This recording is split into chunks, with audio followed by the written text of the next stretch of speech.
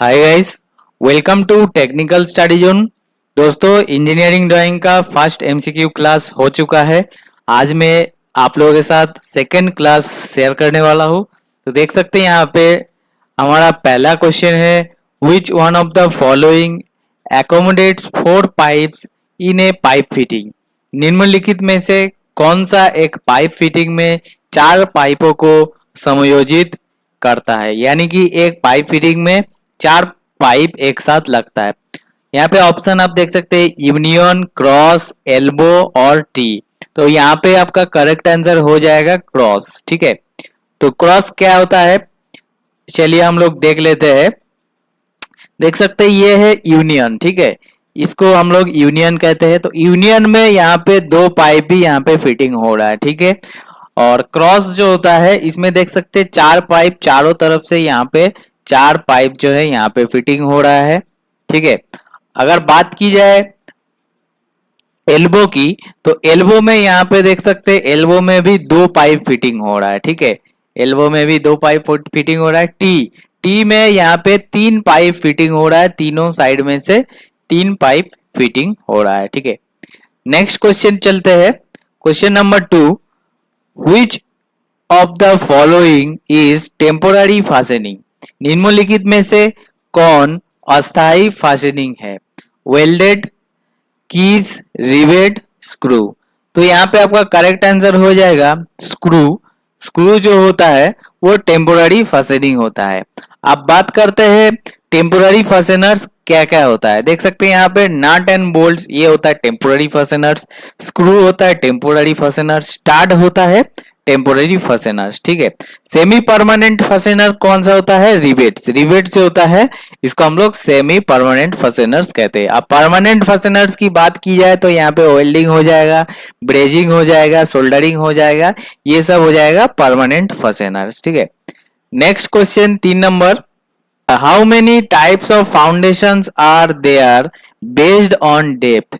यानी कि गहराई के आधार पर निम्न कितने प्रकार की होती है? ठीक है, ऑप्शन है 3, 4, 5, 2। तो यहाँ पे आपका करेक्ट आंसर हो जाएगा ऑप्शन डी, 2।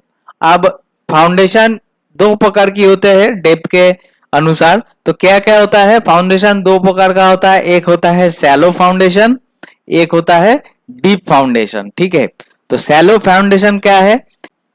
ये है शैलो फाउंडेशन और ये है डीप फाउंडेशन। ठीक है, तो शैलो फाउंडेशन क्या होता है? शैलो फाउंडेशन कहाँ यूज होता है? Handle the weight distribution for smaller and lighter building where the structure is less than 6 feet deep. तो यहाँ पे देख सकते हैं, यहाँ पे घर का यहाँ पे पिक्चर दिया हुआ है। इसमें क्या हो रहा है, इसमें जो कि स्मॉलर है यानी कि छोटा और हल्का लाइटर है, तो उस तरह का बिल्डिंग का जो स्ट्रक्चर होता है जिसका structure less than 6 feet deep होता है, यानी कि इसका स्ट्रक्चर 6 फुट से कम होता है। ठीक है, इसका जो गहराई है 6 फुट से कम होता है। इस तरह का जो फाउंडेशन होता है इसको हम लोग शैलो फाउंडेशन बोलते हैं। ठीक है, एग्जाम्पल अगर देखा जाए तो रेसिडेंशियल होम्स हो जाएगा शैलो फाउंडेशन। अब बात करते हैं डीप फाउंडेशन। डीप फाउंडेशन तो यहाँ पे देख सकते हैं ब्रिज का फोटो दिया हुआ है, ये डीप फाउंडेशन के अंतर्गत आएगा। तो डीप फाउंडेशन कहाँ यूज होता है? Use to transfer the weight of the superstructure to a layer of bedrock down to a depth of 250 plus feet to ensure structural stability। तो शैलो फाउंडेशन में हम लोग देखे थे 6 फीट से कम गहराई होता है, लेकिन यहाँ पे 250 फीट से भी ज्यादा जो है यहाँ पे डीप होता है। 250 प्लस फीट से ज्यादा यहाँ पे डीप होता है, उसको हम लोग डीप फाउंडेशन कहते हैं।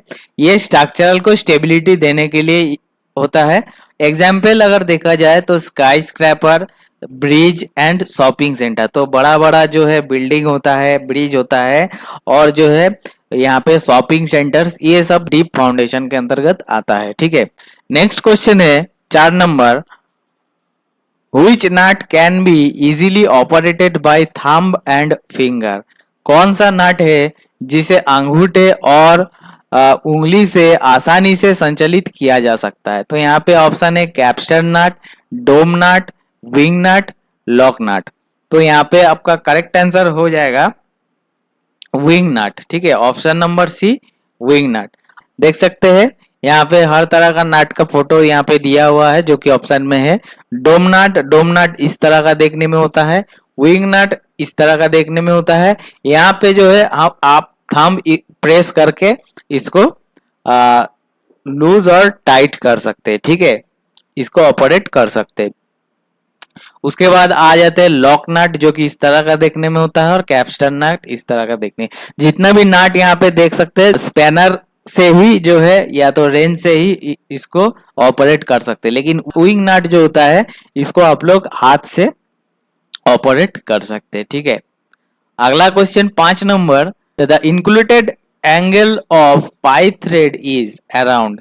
पाइप थ्रेड का इंक्लूडेड एंगल पूछा जा रहा है। ऑप्शन है 15 डिग्री, 55 डिग्री, 10 डिग्री, 75 डिग्री। तो यहाँ पे आपका करेक्ट आंसर हो जाएगा ऑप्शन नंबर बी 55 डिग्री। तो यहाँ पे देख सकते हैं पाइप थ्रेड की अगर बात की जाए तो pipe threads are used for fastening purpose intended for mechanical assembly of components of a pipe fittings, cocks, valves, etc., where pressure type joints are not required on the threads. Pipe threads क्या होता है? Fastening purpose होता है। ठीक है, जो mechanical assembly में use होता है, जैसे पाइप फिटिंग्स हो गया, कॉक्स हो गया, भाल्व हो गया, ये सब जगह में होता है जहाँ पे प्रेशर टाइप जॉइंट का जरूरत नहीं होता है। ठीक है, वहां पे पाइप थ्रेड्स यूज होता है। IS 2643 पार्ट 1 से लेकर 3 तक lays down the standard pipe size, pitch thread profile and tolerance etcetera. तो IS 2643 के हिसाब से the nominal size are expressed as, जिसका नॉमिनल साइज क्या होता है 1/8 से लेकर के 1/4 से लेकर के 1 देर से लेकर के 6 अवेलेबल इन 20 साइज, जो कि 24 साइज में उपलब्ध होता है। ठीक है, अब पाइप थ्रेड देखने में किस तरह का होता है? इस तरह का देखने में होता है, जिसका इंक्लूडेड एंगल आप देख सकते हैं 55 डिग्री होता है, थ्रेड एंगल 55 डिग्री। अब इसका बात की जाए थियोरेटिकल डेप्थ यानी कि एज कितना होता है? एज होता है 0.96049 इंटू पिच।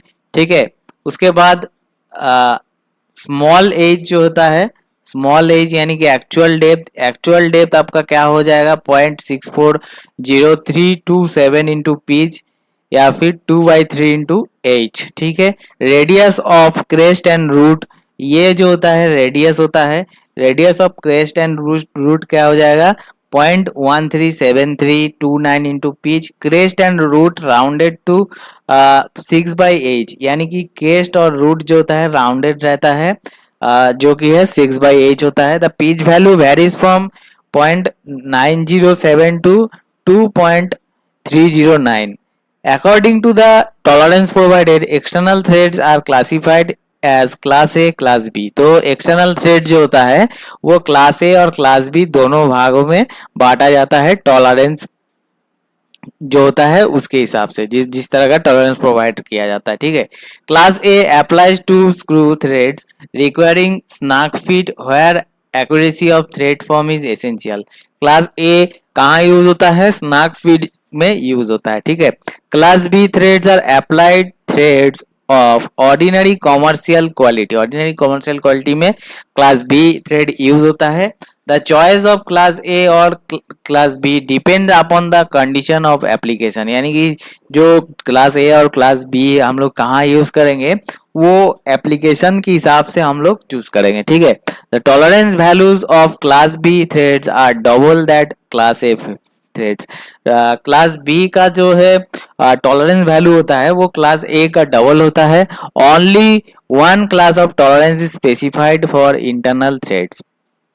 अब डेजिग्नेशन ऑफ थ्रेड्स कैसे डेजिग्नेट किया जाता है? एग्जाम्पल यहाँ पे दिया हुआ है, external threads of size 3 with class A tolerance shall be designated as example external pipe threads G3A IS 2643 इस तरह का डेजिग्नेट किया जाता है।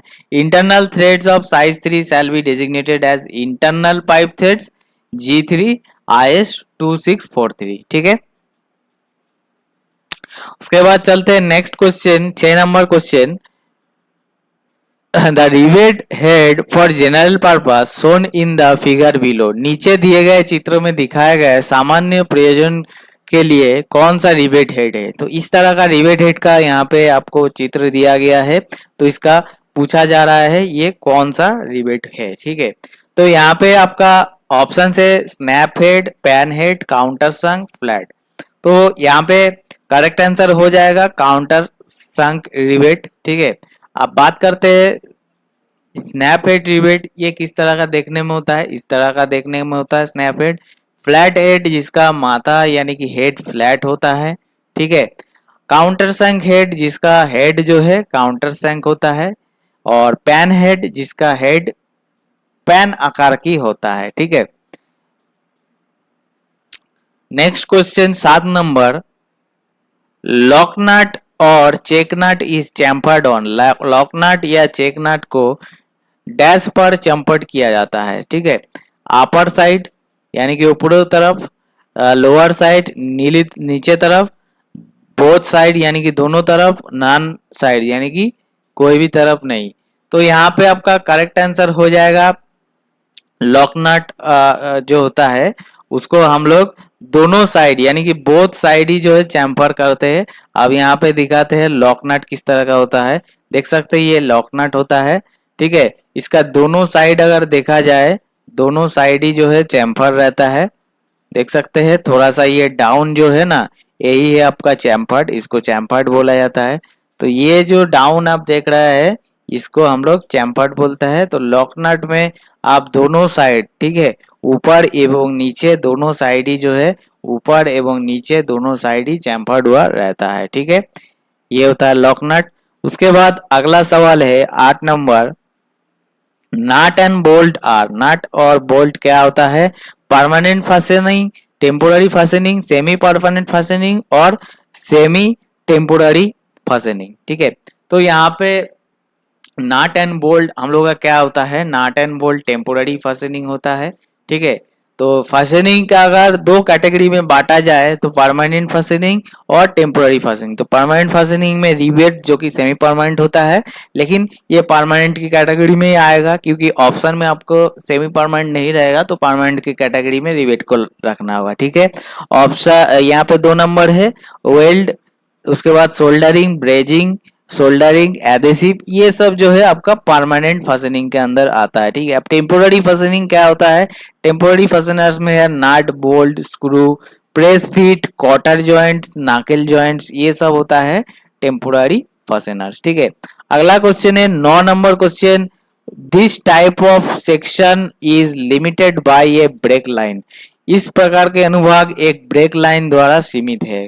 कौन सा ब्रेक लाइन है? ऑप्शन है removed section, revolve section, broken out section, half section. ठीक है, तो यहाँ पे आपका करेक्ट आंसर हो जाएगा option C, broken out section. तो ब्रोकन आउट सेक्शन किस तरह का होता है? देख सकते हैं यहाँ पे एक पार्ट्स का फोटो दिया हुआ है। तो इस जगह में अगर ये टूट जाए, ठीक है, तो इसका जो ब्रोकन आउट, इसको अगर ब्रोकन आउट सेक्शन दिखाया जाएगा तो ये होता है ब्रोकन आउट सेक्शन। ठीक है, नेक्स्ट क्वेश्चन है 10 number. Which symbol is used for butt joint. Butt joint के लिए चिन्ह का प्रयोग किया जाता है, यानी कि कौन सा चिन्ह का प्रयोग किया जाता है? ए, बी, सी और यहाँ पे ऑप्शन है डी। तो यहाँ पे आपका करेक्ट आंसर हो जाएगा ऑप्शन नंबर सी। ठीक है, देख सकते हैं यहाँ पे लिखा है conventions used for welded joints.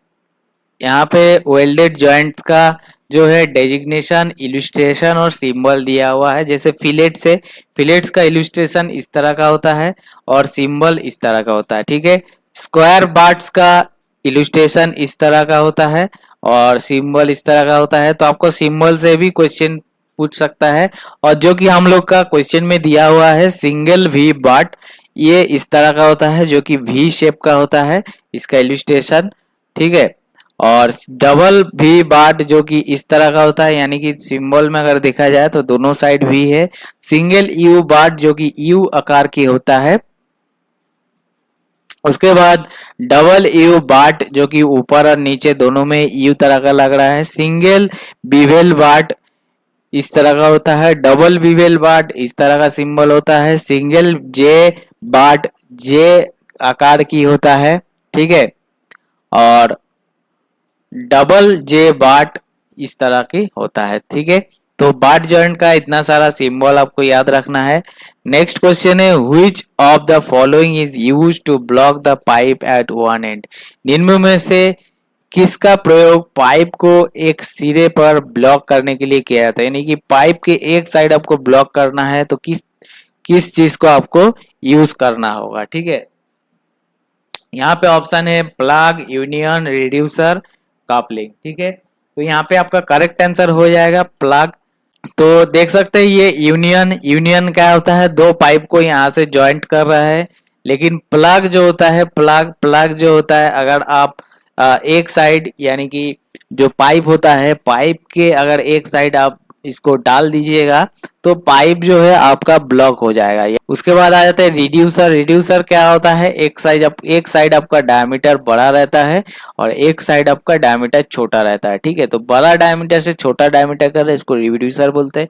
Coupling क्या होता है, दोनों साइड थ्रेड रहता है, ठीक है। कोई भी पाइप होता है उसके ऊपर में दोनों पाइप का बीच में रहता है, जो कि पाइप के ऊपर ये कपलिंग होता है, इसको कपलिंग बोलते हैं, ठीक है।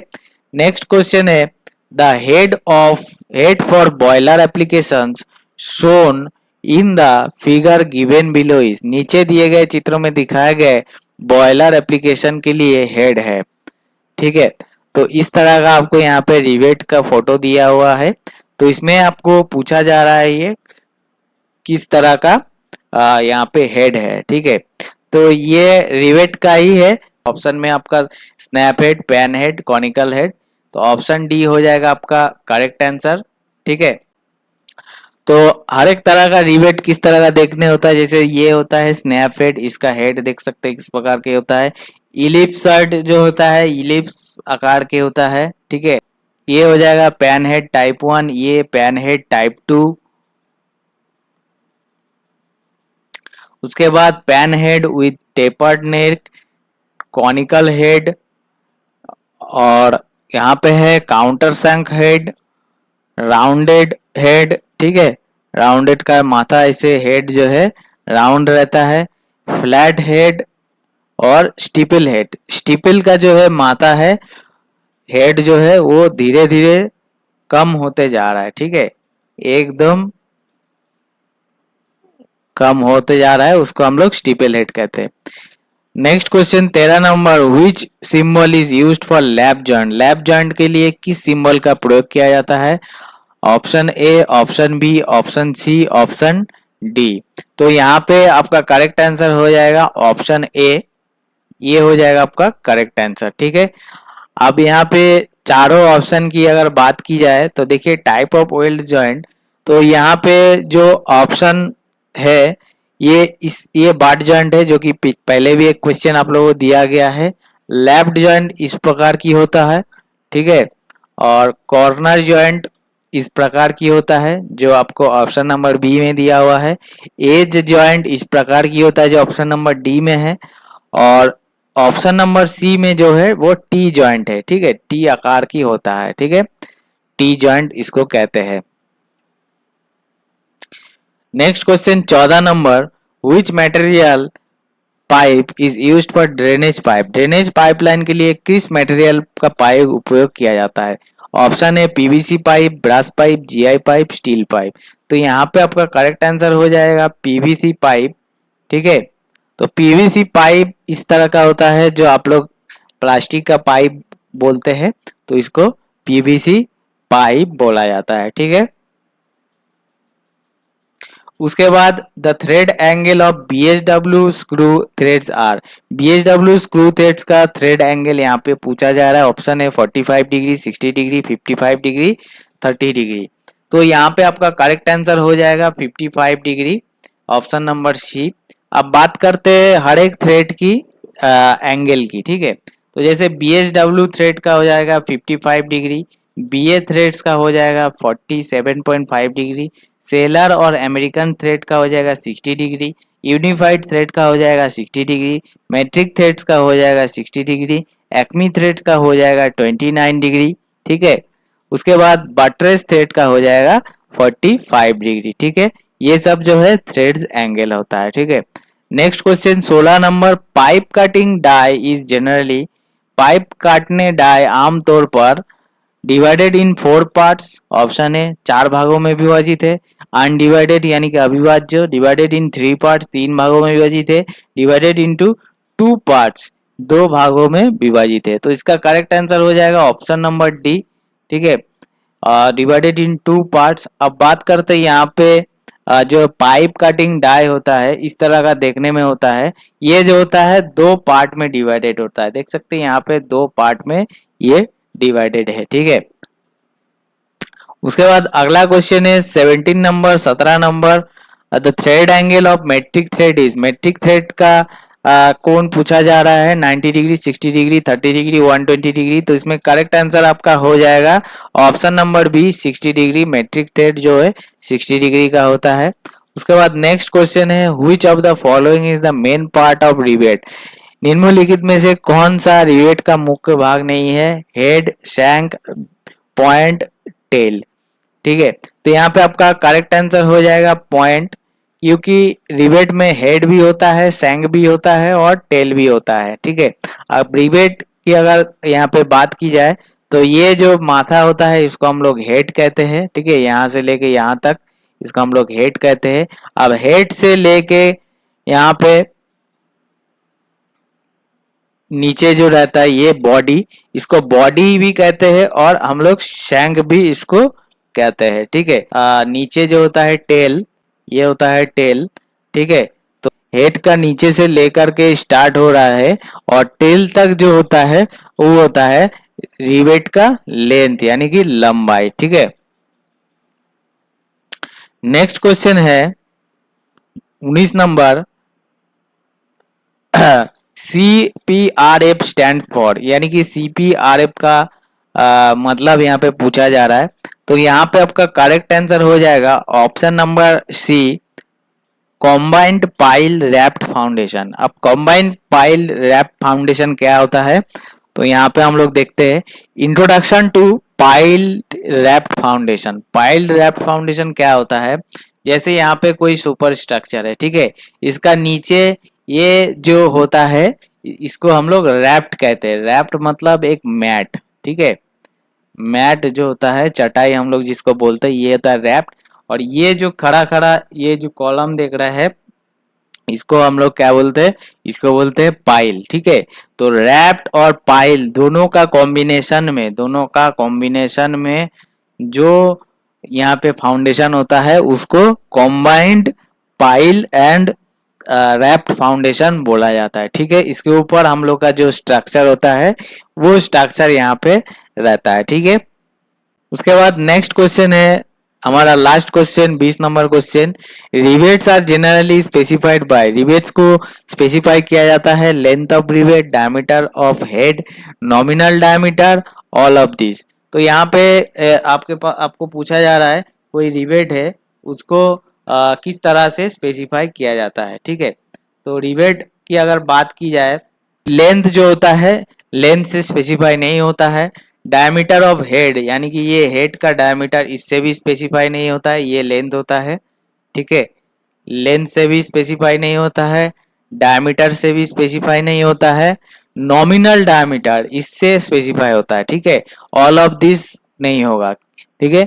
नॉमिनल डायमीटर क्या होता है, नॉमिनल डायमीटर होता है ये जो बॉडी और जो शैंक हम लोग बोल रहे हैं ना, जिसको बॉडी और शैंक हम लोग बोल रहे हैं, बॉडी और शैंक का डायमीटर, ठीक है, यही होता है नॉमिनल डायमीटर, ठीक है, शैंक डायमीटर यही होता है नॉमिनल डायमीटर। तो करेक्ट आंसर आपका हो जाएगा नॉमिनल डायमीटर।